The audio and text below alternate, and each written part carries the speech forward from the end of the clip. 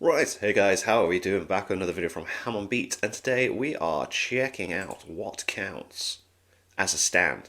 Now, at first I was like, what? But yeah, there's a confusing little bits, isn't there? Like part three, I remembered straight away this morning when I woke up when I was about to do this that there was that sword that was a stand, and whoever had the sword was then controlled by it, wasn't it? So there's lots of different things. But let's get into it. I've still got a couple more videos I can check out, I think, on the channel. Across the many supernatural systems in the Jojo series, the most prolific of them all are definitely the abilities known as stands. Ever since Part 3, they have It's when become they a were series staple, introduced. with nearly every character having access to one. Stands are often thought of at their surface level, as a ghostly figure that fights alongside you.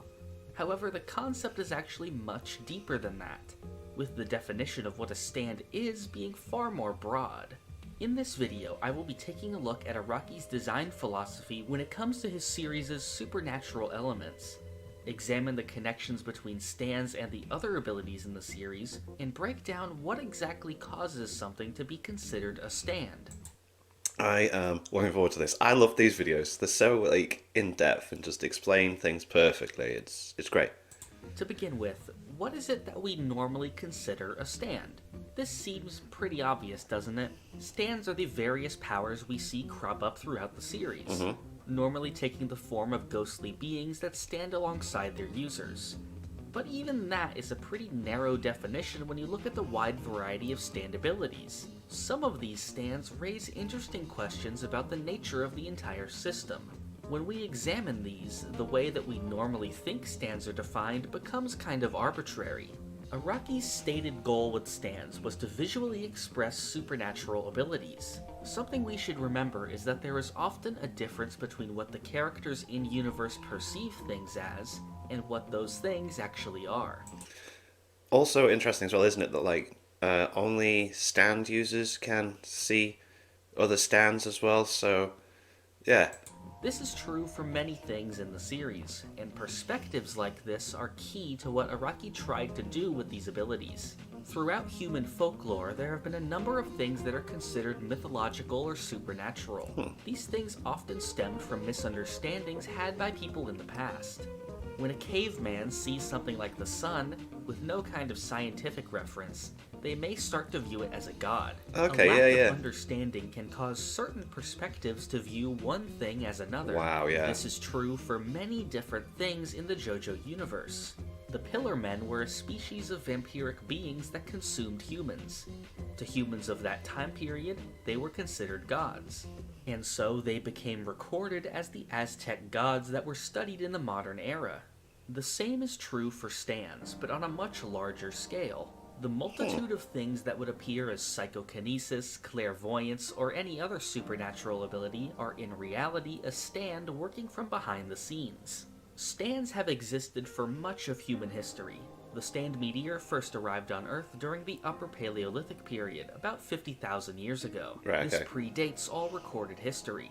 The arrows made from the meteor would start to spread stand abilities throughout the world. The 6 arrows which are known to modern history were rediscovered in Egypt in 1986. The sheer distance between the crash site and these arrows indicates to us that the arrows were widespread during human history. The earliest recorded stand user we know of is Caravanserai, the blacksmith who created the sword which Anubis is bound to. He Wow. lived in the 16th century, so there's a gap of many thousands of years. That's quite that's quite a gap. So it's implying that all the supernatural stuff that's gone on and that within the world is the doing of stands, right? In which the arrows could have spread across the earth. Many of the classic myths from various cultures may just be derived Right, from yeah. the actions of a stand. That's cool. Araki himself has said that the I'm sorry, I really like that as a concept. That's really, really boss. That's really made me smile. That. designs of many of the stands are derived from things like yokai and other folklore. In the Jojo universe, this concept is reversed, and stand abilities are likely the originators of those monsters or legends people have witnessed. That's cool. But maybe it goes even deeper than this. Okay. Let's take a look at the other well-known ability system in Come JoJo, the on. Ripple. Ripple is a breathing technique that controls the flow of blood within the body. By manipulating this flow, energy can be generated for various purposes. Starting with Part 3, we saw a decline in the usage of Ripple as stands began to take its place. Yeah. However, what if I told you that these two concepts are far from separate? As you may know, in Japanese the kanji for stand is yuhamon, or literally ghostly ripple. Right, People okay. often push this aside as an early dropped idea for stands. Okay. However, the connection is definitely still there. Araki himself has said that stands are a succession of the ripple, and that both are rooted in the same concept. That concept being the visible interpretation of supernatural abilities. He connects them even further by stating that Joseph's stand Hermit Purple is actually the stand manifestation of the ripple. Oh, wow. Without knowing I mean, it, that makes sense. users of Haman are tapping into the power of a stand. Stand users may even be able to perceive this. Araki says that if the other Crusaders were to go back in time, they may see the young Joseph with a Hermit Purple appearing alongside his use of Haman. Oh. Many people dismiss this statement from Araki, since it questions the way they think about stands. The main counterpoint they have against this is by pointing out how Joseph, along with the other Joestars, had his stand awakened by his link with Dio in the 1980s. However, this is not a definitive refutation of this idea. To begin with, Joseph is not the best example of a Haman user, since he ceased to use it when there was no more need to fight. This ability would still be dormant in him in order for it to be forced out by other means. Plenty of characters are like this, such as Jolene. While stands aren't directly inherited, the potential to receive one is. Yeah, like she People who wasn't have born with stand it. Yeah. potential can end up with stands from birth, or simply never awaken one throughout their life. In Jolene's case, she had inherited potential from Jotaro. If she were pushed hard enough, she could probably Unlock it. awaken a stand. Yeah. But this process was skipped by simply giving her the arrow. In the example of Giorno, his stand ability was dormant for much of his childhood before fully manifesting in his teenage years. In Part 3, Avdol even says that the Joestar's link with Dio brought out their sleeping abilities, So it's always been implying there. that this was already present within them in some form. Since we saw the body of the fellow Ripple user Jonathan receive a stand identical to Hermit Purple, this could indicate stand potential dating all the way back to him. Stand potential is kind of a tricky concept, since we know very little about the origin of stands. We don't know the full extent to which stand arrows were used by early humans. However, I find it very likely that the natural-born stand users of the modern era are very distant descendants of the ancient stand users, which is why they would have the potential in the first It's place. already there, At just the needs same unlocking. time, however, Yeah. so-called supernatural things have existed on Earth since before the meteorite, with the Pillar Men and Stone Masks predating them. Humans seem to have a latent power within them for phenomena such as the ripple or vampirism, and this may be the same potential that the meteor was initially drawn to. We have seen that the arrows physically yeah. seek out those with Does, potential, yeah. and the meteor would be no different, seeking out the potential of early man. Hermit Purple acts as a sort of clairvoyant stand. This is not far off from some of the Ripple's already known abilities. In Part 2, Lisa used the Ripple to read Suzuki's mind. As we know from Endul, Joseph is able to do this with Hermit Purple as well. The Ripple is also apparently capable of reading the future. In Part 2, we had the prophecy of defeating the Pillarmen, which seemingly came from a member of the Ripple clan reading the future. Back in Part 1, Tonpetty was able to read Will Zappelli's destiny with Ripple. It's possible that people who are extremely adept with Ripple, like Tonpetty, were tapping into their own kind of stand power Stand that was ability, similar to yeah. Hermit Purple. Just wasn't quite Joseph there. and Jonathan were both adept at the Ripple, so when a stand was forced out of them, it took the same form. This idea is even supported in a part that doesn't have Ripple at all. I plan on covering the second universe of Jojo in a separate video, since it has a similar web of interconnected abilities. Okay. But I will say here that the ability of spin parallels Ripple in many ways, including the concept of being clearly interwoven with stands. Araki makes the connection between these concepts clear. In the Steel Ball Run Extra chapter that details the concept of I don't stands, want spoilers, Araki please. makes it clear that Ripple can act as a pathway to gaining a stand. Right. But what if it's not just the ripple that can result in the unlocking of a stand ability? We've had a few other examples of stands being accessed through raw mastery of a craft, as opposed to a forced Yeah. awakening. The best chef. example of this is Tonio from Part 4. Yeah. He never had contact with the arrow. His stand Pearl Jam manifested on its own once he reached a mastery of cooking. Interesting. While not outright stated, the character Ayasuji is likely the same as Tonio, since she seemingly has had her stand since before the arrows were being used in Morio. Interesting. So if you're just really, really, really good at something, you can manifest a stand that'll help, like, further the ability. Wow. Her own mastery of her craft awakened a suitable stand. But what is it exactly that makes these different from Hermit Purple? I think it all comes down to perspective. Perhaps if there had been a large order of Tibetan monks completely dedicated to cooking in the same way they were for Haman, Yeah. their skill would visually manifest in ways similar to Pearl Jam. Right, okay. Then our perspective of cooking would be much closer to that of the Ripple, as something capable of the supernatural rather than completely normal. Like the cavemen of the past, people who live in the modern era are very likely failing to interpret things in much the same way their distant ancestors were. Maybe in the far future, people will look back on us and wonder why we weren't tapping into the latent potential of our bodies. Yeah. What is considered a pseudoscience today might eventually become a hard science in the future, just like how our understanding of the natural world has solidified over human history. This is what I'm reminded of with some stand abilities. Let's use a previous example. What many people in the Jojo universe viewed as psychic abilities was really a stand working from behind the scenes. Okay. Who is to say that any number of things couldn't be the same? Things like gastronomy or cosmetology or even our own breathing are tapping into some kind of hidden force latent within mankind. Aya's stand Cinderella actually has some big implications in the way it's used. What Aya does would normally be considered a pseudoscience, but within the world of Jojo, something like the perfect combination of makeup or your facial structure can bend fate to your will. Part 4 actually plays into this with its conflation of fate and luck. Yeah. Yoshikage Kira was said to have a Mate, yeah. supernatural level of luck. And what is luck if not when fate is consistently on your side? Yeah, man. Then he just wants to be left alone. But if he just, the way he approached it, kept drawing attention to himself, he was his own worst enemy. As we know with Jojo, fate is derived from a physical gravity between all objects, which moves them along a predestined path. Certain people have a greater force of gravity than others, such as stand users, who are fated to cross paths. Aya has an understanding of this force, and her skills can manipulate it, turning a pseudoscience into an observable truth. Well, In the Steel Ball Run Extra chapter, the origin of all abilities seems to be tied back to this concept of subatomic particles appearing from nothing. Araki connects this to the concept of gravity, which has been used throughout the series to represent the powers over fate and time.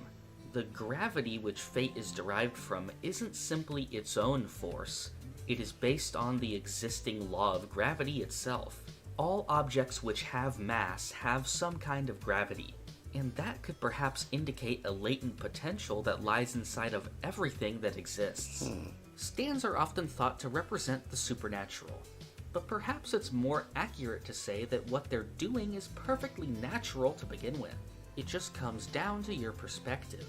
Breathing and cooking are perfectly normal, but with mastery of those things, it starts to cross over into the supernatural. And once it does that, we start to consider that a stand ability.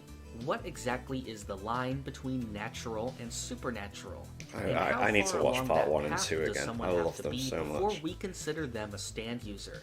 Maybe you see what I meant before by saying our definition of a stand is actually quite arbitrary. Let's look at some more examples. In the spin-off series, Thus Spoke Kishibe Rohan, we see a wide array of supernatural occurrences. These include things like spirits, yokai, and other strange creatures.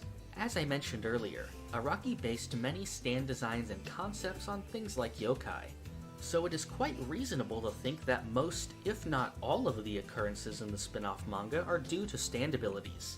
This has been acknowledged within the spin-off multiple times. In the OVA version of At a Confessional, Okuyasu questions whether the evil spirit possessing the confessor's daughter was really an evil spirit Or whether or a it's a kind of stand. standability. Yeah. This kind of interpretation is actually supported by the main series, where Jotaro believed that Star Platinum Was was a ghost, actually an yeah. evil spirit possessing him. Yeah. This is what any other uninformed person would believe about something like this, such as the Confessor, who Yeah, like if you didn't understand the concept or have anyone explain it to you and you had no knowledge, you would think you had like a ghostly spirit just following you around. Makes sense. seemingly had no knowledge of stands. People who were too weak to wield stands were also believed to be afflicted by some kind of spirit or curse. It's possible that the Vagrant in the story was some kind of stand user, with an ability that operates after his death, a concept that is not at all foreign to the series. To the Confessor, this would appear to be an evil spirit. In the run, Yoma Hashimoto became an avatar for the Greek god Hermes. In the OVA version, we can see this represented in a very similar way to stands, with a spirit Mate, manifesting one behind episode him. that was. Yoma was seemingly possessed in the same way that many stand users were believed to be. It's very notable that a Greek god is said to be the one possessing him. Perhaps just like other legends, the Greek gods recorded in mythology were really stands. Maybe. Oftentimes in Greek mythology, the gods would take a physical form to interact with humans. Maybe this was really people or animals becoming users of these god stands, similar to Yoma's situation. Love it. The existence of a Greek god stand also brings to mind the Egyptian god stands in Part 3. These may be the same way. Instead of just representing the gods, they may be what was interpreted as the actual gods themselves, and were eventually passed down to the modern-day stand users. This makes the presence of the stand arrows in Egypt even more notable. In the chapter DNA, there is a little girl named Mao with a variety of abnormal characteristics. These include speaking backwards, possessing a tail, and having the ability to camouflage. These were believed Whoa. to be some kind of genetic defect, but when Rohan examined her with Heaven's Door, he saw that this was really the form of Mao's heart. He explains that this is a kind of physical stand ability.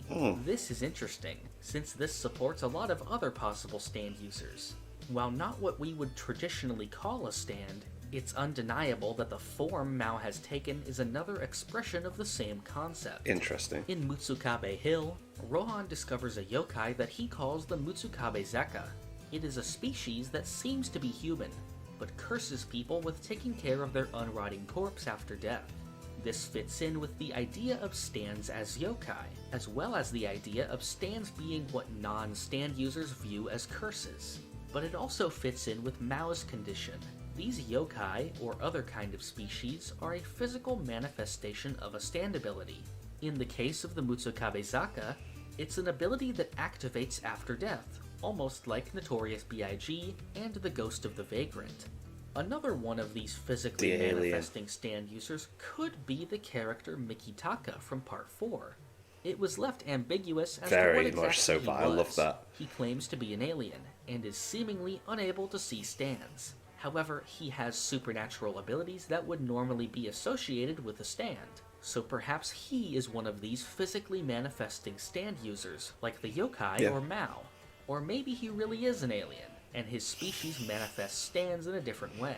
This idea gives a new, interesting angle to Mikitaka's character, especially since the existence of the stand meteorite could possibly connect the origin of stand abilities to another planet. There are other kinds Yes. of cryptid-like beings Interesting. in JoJo. These include the sky rods in those Part rods. 6, and the electromagnetic bugs in the Rohan one-shot A Rainy Monday. These beings may also be a kind of physical stand. In Millionaire Village, the enemy of the story was the gods of the mountain, who caused the characters to be punished for breaching manners. This also fits in with the interpretation of gods possibly being a kind of stand ability.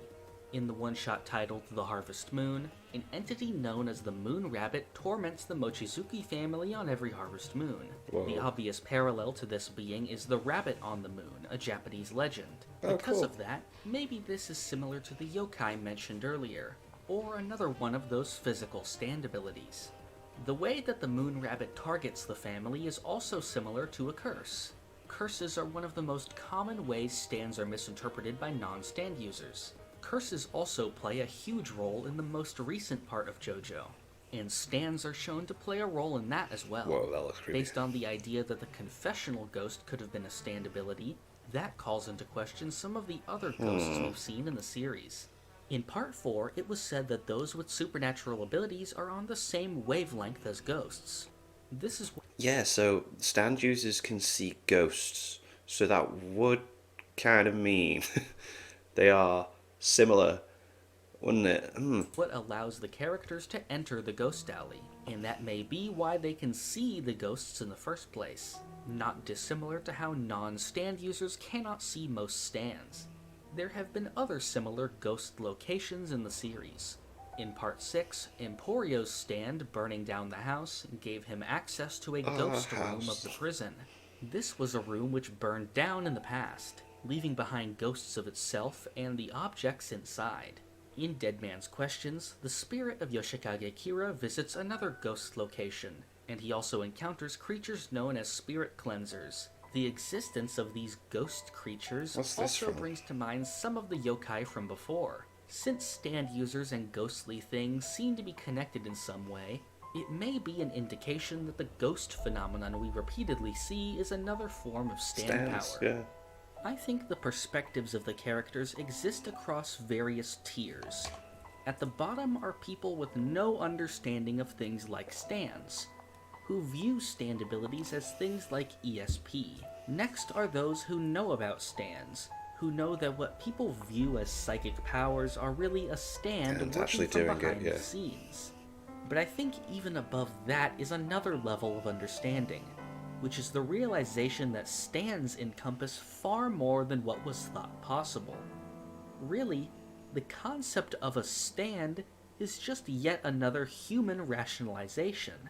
Just like how a layman would interpret a stand as a god, it's possible that gods are being interpreted as stands. Stands, right. Science and pseudoscience, the natural and supernatural, all start to lose their meaning, and the lines between them start to blur. They are all considered part of the same concept. They all only exist as ways to rationalize what we see from our unique perspectives. This video's boss. This video is so good. Design philosophy when it comes to the supernatural elements in this series is remarkably laid out. He takes a large amount of concepts that would normally be considered disparate and unifies them under one system. He's been building upon this concept for over 25 years, making this all remarkably impressive to me. He managed to make a system that not only plays with the perspectives of the in-universe characters, but plays with the reader's perception as well, including our perspective of our own reality. We take a lot of the powers in the series for granted, and much like the characters, we don't often see past their surface level. When we start to question the system within the story, it may even make us start to question the systems in our own reality as well, which I think was Araki's intention. In a future video, I will be going over this concept in relation to the new universe of parts 7 and 8. Okay. While many concepts such as stands are brought over, the context this ability exists within is completely different, and it's mingling with a whole new set of supernatural abilities. This was a fun video to make, so if you have another topic you'd like covered on the channel, comment it down below. That was so interesting. That was really cool. I liked it. I liked the different approach to like how different perspectives probably affected like what people perceive as certain things, ghosts, curses, all that stuff. That was really, really interesting. That was absolutely class, man. Yeah, I think I've got a couple more videos from Ham and Beat to check out, and then I think that's pretty much going to be it then. But I'm really still enjoying these JoJo videos, and someone recommended another channel. I can't remember off the top of my head, but I'll probably look into maybe one or two, see how they go. But until then, thank you to my patrons. If you want to have your name at the end of every video I upload, links in the description to the Patreon page. $1 a month is all I ask to support the channel. It's greatly appreciated. Thank you guys very much for that. And thank you all for watching. What do you guys think of that? What do you guys think of this? Click like, subscribe if you haven't already. Leave comments down below. Let me know what I should watch and discuss in future videos. I'll see you guys, all you guys, next time.